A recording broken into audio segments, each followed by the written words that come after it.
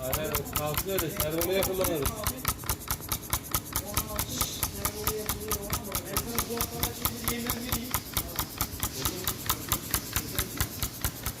Abi tek de unutma, yanlışlıkla çevirdim alıyorum. Bırak koyayım.